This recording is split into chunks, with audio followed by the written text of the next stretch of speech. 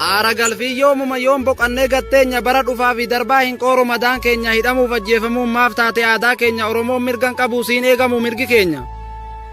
Lubbuun namaa walqixa kan eenyutu eenyuun caalaa lubbuun ilmaan Oromoo maaf harcaate akka baalaa kan darbeeyyuu nu gahaa har'an hafuunu jala. Duuti ilmaan Oromoodhaaf du'uma geerrii taate Harargeenis akkasii Baales laalaa waan taate Walloonis akkasuma Wallaggaanis dhumate.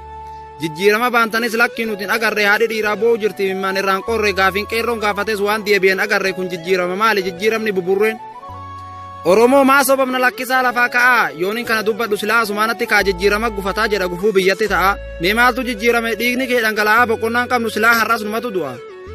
Duraanillee yoo fakkeessan amma karaarraa maqee baaburri jijjiiramaa lakkaaqilee nu naqe. Dhaaba dhaabaan wal qoodee garaa walit jabaata wal ta'ee diinan lolu Oromoon maaliif wal nyaata lakkisaa haa tokkoofnu tokkummaatu furmaata. Hawwiin Oromoo tokko hooggantoota wal dhabaa garii sabaaf yaaddaa kaan garaaf bakka dhabaa gingilchaa adda baasaa firiidhaa fi galabaa hayyuu kan biyyaaf yaadu Oromoon meeqa qaba.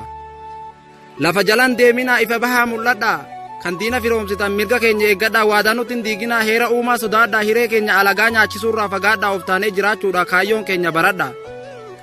Kan itti dhiigee fide silaanuy abbaan jijjiiramaa mirga keenya gaafannaan rasaasaan adabamaa aarsaa meeqa kaffalle barqeerroo kumaatamaa ifaajee keenya guddaa maaf alagaas soorama.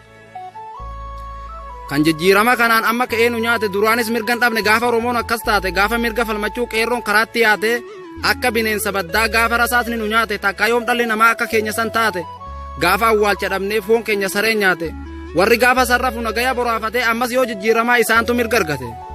Osoo didee didamuu dhugaa dubbate arrabni ragaanan barbaachisu kana ofiif dubbattanii waan waggaa 30 dhabdaan habashaan amma argattanii Oromoon parsantii takkan daballe jettanii dhageenye gurraa qabna miidiyaan haasoftanii dubbiin sun lakkaa dhugaa Oromoo maal jettanii an waanan jedhu dhabeen taa'ee afaan qabadhee silaa hin dubbadhuun ture bar obsuun dadhabadhe yoonin du'ee sumaami dhugaa jirtu dubbadhe yaa Rabbi quwwaan kan kee kan ilma namaa caalaa jiraachuuf mala dhabne yaa Allah maaltu mala.